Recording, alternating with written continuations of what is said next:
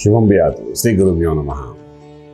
శ్రీ పరాభవ నామ సంవత్సరం వస్తుంది. ఈ పరాభవ నామ సంవత్సరంలోని 12 రాశుల వారికి ఏ విధంగా ఉంది అనే విషయాన్ని మనం తెలుసుకోవడం ప్రయత్నం చేస్తున్నాం. అందులో భాగంగా ముఖ్యంగా ప్రతి ఒక్కరూ చూసేది ఏంటంటే పంచాంగం తీయగానే మనకు ఆదాయం ఎంత ఉంది, వ్యయం ఎంత ఉంది, రాజపూజ్యం ఎలాగుంది, అవమానం ఎంతవరకు ఉంది, ఇది 4 చూసుకుంటారు అందరూ. అంటే నాకు తెలిసినంత వరకు 90% ప్రజానీకం అంతా అది చూసి దాన్ని బేస్ చేసుకుని ఈ సంవత్సరం మాకు ఆదాయం బాగుంది కాబట్టి బాగుంటుంది అని అనుకుంటాను. ఎందుకంటే ధనం అన్నది అందరికీ అవసరము, ఆరోగ్యం కూడా అందరికీ అవసరము, గౌరవం కూడా అందరికీ అవసరము. అంతేదా ఈ రకంగా చూసుకున్న తర్వాత వాళ్ళొక మైండ్ సెట్ చేసుకుని సంవత్సరం అంతా దానికి అనుకూలంగా అడుగుజాడులు వేసుకుంటూ ముందుకెళ్ళడానికి ప్రయత్నం చేస్తుంటాం. సో ముఖ్యంగా గ్రహాల గమనాలేంటి, ఏవిలా మారుతున్నాయి, ఇవన్నీ మనం ప్రతి సంవత్సరం, ప్రతి నెల, ప్రతి 15 రోజులకు ఒకసారి రాశి ఫలాలు మనం చెప్తూనే ఉన్నాము. కానీ సంవత్సరం మొత్తం అంతా కలిపి ఇన్ జనరల్గా ఈ సంవత్సరం పరాభవ సంవత్సరంలోని పరాభవం అంటే మనకు కొంతవరకు ఏంటంటే ఏదో ఒక అవమానం అంతగా కనబడుతుంది. ఈ సంవత్సరం పేరు పెట్టినప్పుడు ఆ సంవత్సరంలో అది జరిగిన సంఘటనను బట్టి ఈ సంవత్సరానికి వాళ్ళు ఈ పరాభవ సంవత్సరం పెట్టి ఉండొచ్చు. దాని అంతరార్థం సంవత్సరం అంతా ఏదో పరాభవంలో మనం ఉంటామని కూడా కాదు. ఓకే, అలాగైతే కింద సంవత్సరం కూడా మనకు కొంతవరకు నామకరణం ప్రకారం ఏదో ఆలోచన వస్తుంది. కాబట్టి ఇవన్నీ మనం దృష్టిలో పెట్టిన మాట్లాడడం కాదు. కానీ ఇప్పుడు ఈ యొక్క పరాభవ సంవత్సరం ఏదైతే ఉందో దాని గురించి మనం తెలుసుకునే ముందు ఏంటంటే ఈ రాశి ఫలాలు అనేది 12 మాసాలకి ఏ విధంగా మనం తెలుసుకుని అందరికీ శుభ ఫలితాలు కలగాలని ఈ సంవత్సరం అంతా అన్ని విధాలుగా బాగుండాలని కోరుకుంటూ రాజ్యం అంతా సుభిక్షంగా ఉండాలని, సస్యశ్యామలంగా ఉండాలని, రాజులు బాగుండాలని, యజమానులు బాగుండాలని, అదేవిధంగా ప్రజానీకం అందరూ ఆనందంగా ఉండాలని అనే ఆలోచనతో ఒక మంచి సద్భావనతో సద్హృదయంతో ఈ యొక్క రాశి ఫలాలు చెప్పాలని ప్రయత్నం చేస్తాం. వృశ్చిక రాశి వారికి ఈ సంవత్సరం ఏ విధంగా ఉంటుంది అంటే ఉగాది నుండి వచ్చే ఉగాది వరకు ఏ విధంగా ఉంటుంది చెప్పి విషయాన్ని మనం విశేషం తెలుసుకోవడం ప్రయత్నం చేద్దాం.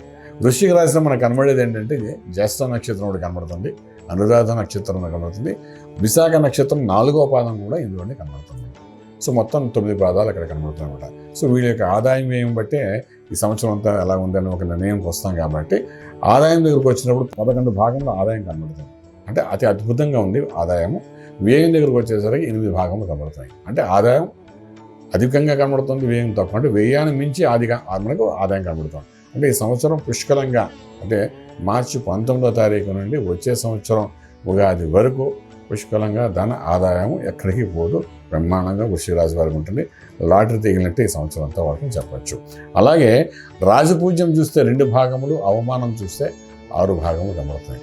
రాజపూజ్యం దగ్గర 2 భాగంలో అవమానం 6 ఎందుకు వస్తున్నాయా అంటే ఇప్పుడు అర్ధాష్టమి రాహు యొక్క ప్రభావం కొంతవరకు ఉంటుంది కాబట్టి అక్కడే ఉంటాడు కాబట్టి డిసెంబర్ వరకు ఉంటాడు కాబట్టి సో రాహు యొక్క ప్రభావంలో కొంతవరకు ఒక మాయలో పడి కొంత అవమానం పడే అవకాశం ఉంటుంది. ఏదైనా దాని గురించి మనం పెద్దగా ఇబ్బంది పడవలసిన అవసరం లేదు. ఏదైనా డబ్బు ఎప్పుడైతే వస్తుందో ఆ డబ్బు మూలకంగా మన అన్ని సమస్యలు పరిష్కారం అవుతాయి. కాబట్టి ఆర్థిక బలం పెరుగుతుంది. కాబట్టి వచ్చిన ధనాన్ని సద్వినియోగపరుచుకుంటూ మిగిలిన ధనాన్ని చక్కగా ఉపయోగపడేట్టుగా ముందుకు వెళ్ళడానికి ప్రయత్నం చేయగలిగితే మాత్రం సంవత్సరం అంతా పుష్కలంగా అద్భుతంగా ఉందని చెప్పొచ్చు మేడం. సో ఆర్థిక విషయానికి వచ్చిన ఉద్యోగులు చేసే ప్రయత్నాల్లో గట్టి ప్రయత్నం చేసుకోండి. జూన్ తర్వాత ప్రయత్నం చేయండి. ఖచ్చితంగా ఇప్పుడు చేస్తున్న ఉద్యోగానికంటే ఒక 25% హైక్లో మీరు ముందుకు వెళ్ళే అవకాశం ఉంటుంది. కొన్ని ఆఫర్స్ వస్తాయి, ఉగాది తర్వాత కొన్ని ఆఫర్స్ వస్తాయి, మళ్ళీ మీకు టైం ఇస్తారు. మ్యాక్సిమం మే జూన్లో మీరు జాయిన్ అవ్వడం ప్రయత్నం చేయండి, సక్సెస్ఫుల్గా కనబడుతుంది. అలాగే వ్యాపారస్తులు కూడా ఏంటంటే కొత్త వ్యాపారం ఆరంభించాలనుకుంటే మాత్రం శ్రీకారం చుట్టండి. దానికి కావాల్సిన process, ground work, paper work చేసుకోండి. ఇనిషియేట్ చేసుకుని ప్రొడక్షన్ స్టార్ట్ చేసేది మాత్రం మే ఎండింగ్ తర్వాత మొదలుపెట్టండి. అది మీ లైఫ్ అంతా సరిపోతుంది. 11 సంవత్సరాల సరిపడా ఆదాయం మీకు కనబడుతుంది. ఈసారి ఏది మొదలుపెట్టినా కూడా అంత అద్భుతంగా ఉంటుంది. భయపడవలసిన అవసరం ఏమాత్రం లేదు. ఇది 2వ పాయింట్. ఇక మనం ముందుకు వెళ్తుంటే ఆర్థిక విషయంగా మనం మాట్లాడుకున్నాం, వ్యాపారం గురించి మాట్లాడుకున్నాం, శుభకార్యాలు, శుభమైన వార్తలు వింటారు. విదేశాలకు వెళ్ళి చదువుకోవాల్సిన విద్యార్థులకు అనుకూలం జూన్ తర్వాత బాగా కనబడుతుంది.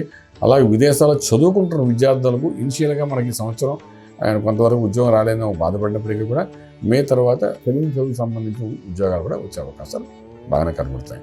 ఇంపోర్ట్ ఎక్స్పోర్ట్ వ్యాపారాలు కూడా చాలా అద్భుతంగా కనబడతాయి. ఇనిషియేట్ చేయండి, బాగుంటుంది. ట్రేడింగ్ చేసేటప్పుడు లక్కీ నెంబర్ 3 మీకు పాజిటివ్గా పనిచేస్తుంది. ఇది ఒకటి రకంగా చేసుకుంటే మైనింగ్స్ ట్రేడింగ్ చేసేటప్పుడు మైన్స్ మీద, స్టోన్స్ మీద, తర్వాత అగ్రికల్చర్ ల్యాండ్స్ మీద, అలాగే మనం చూస్తే ఎడ్యుకేషన్ ఇన్స్టిట్యూట్ మీద, కోచింగ్ సెంటర్స్ మీద, ట్యూటోరియల్స్ మీద, అదేవిధంగా కన్స్ట్రక్షన్ ఇన్ఫ్రాస్ట్రక్చర్స్ మీద, రియల్ ఎస్టేట్ మీద, ఇటువంటి వాటి మీద మనం ట్రేడింగ్ చేసుకుంటూ ముందుకెళ్ళచ్చు. చాలా అద్భుతమైన ఫలితాలు వచ్చే అవకాశం ఉంది. లాభమే తప్ప నష్టం అనేది చాలా తక్కువగా అరుదుగా ఉంటుంది. అంటే భయపడవలసిన అవసరం ఏమాత్రం లేదు. ఇక కోర్టు వ్యవహారాలు ఏవైనా ఇంతకుముందు ఉంటే అదంతా అవుట్ ఆఫ్ కోర్ట్ సెటిల్మెంట్స్ అయ్యే అవకాశాలు కనుంటాయి. అలాగే వంశపారపర్యంగా వచ్చే ఆస్తులు ఏమంటే కూడా పూర్తిగా అనుకూలంగా మనకు వచ్చి అన్నదమ్ముల మధ్య కానీ తగాదాలు ఉంటాయి, అది కూడా మనకు అనుకూలంగా జరుగుతూ అవుట్ ఆఫ్ కోర్టు సెటిల్మెంట్ చేస్తే అందరూ ఆనందకరంగా ఉండేటట్టుగా ఈ సంవత్సరం జరుగుతుంది. శుభవార్తలు వింటారు, శుభమైన కార్యక్రమాలు పాల్గొంటారు. వివాహంతో పాటు ఉపనయన సంస్కారాలు ఇవన్నీ కూడా చేసుకుంటారు. భూమి పూజ, అలాగే శంకుస్థాపన, అప్పు తీసుకున్న ఇల్లు కట్టడాలు, కొత్త గృహ ప్రవేశాలు చేయడము, అంతా ఒక రకంగా చెప్పాలి ఈ సంవత్సరం మీకు ఏ విధంగా ఉంటుందో ఇంతకుముందు ఎప్పుడు అలా వచ్చి ఉండకపోవచ్చేమో అంత అద్భుతంగా వృశ్చిక రాశి వరకు ఉండే అవకాశం బాగా కనబడుతుంది. ప్రయాణాల్లో ఆనందకరమైన విషయాలు వింటారు. ప్రయాణాల్లో కూడా ఒక రకంగా చెప్పాలంటే వ్యాపారం చేసినట్టుగానే ఆర్థిక బలం పెరుగుతుంది. ప్రయాణం చేసేటప్పుడు కూడా ఏ వాహనం నడిపినా కూడా ఏ ఇబ్బంది లేదు మీకు.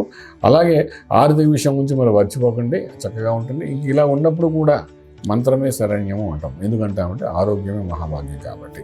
సో మంత్రం దగ్గరికి వచ్చినప్పుడు ఏ మంత్ర సాధన చేయాలనుకుంటుంటే మేధా దక్షిణామూర్తి మహామంత్రాన్ని ఈ యొక్క లగ్నానికి అంటే వృశ్చిక రాశి వారికి 9వ భావంలో గురుడు ప్రవేశించి ఉచ్చస్థానంలో ఉండి అదృష్టాన్ని ఇస్తున్నాడు కాబట్టి ఆ గురువు అంటే ఇక్కడ మేధా దక్షిణామూర్తి, మేధస్సు అంతా జ్ఞానము ఇచ్చే మేధా దక్షిణామూర్తి కాబట్టి అటువంటి మేధా దక్షిణామూర్తి మంత్రం సంవత్సరంతో చదువుకోండి.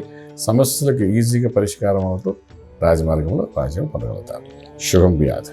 పూర్తి వివరాలకు సంప్రదించండి శ్రీ వేదమాత గాయత్రి జ్యోతిష్యాలయం, Brahmasri మంతా Suryanarayana Sharma garu, Srinilayam, first floor, 101, Sai Vaibhav layout, Chitrapuri colony పక్కన, కాజాగూడ, హైదరాబాద్ 500008. సంప్రదించవలసిన ఫోన్ నంబర్ 8855559147, 8855559148, 9849996644.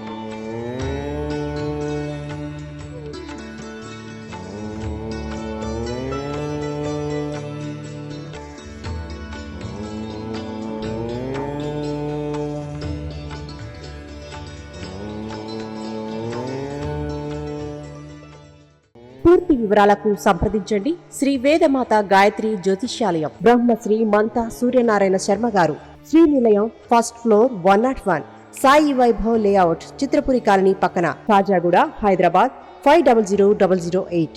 సంప్రదించవలసిన ఫోన్ నంబర్ 8855559147, 8855559148, 9849996644.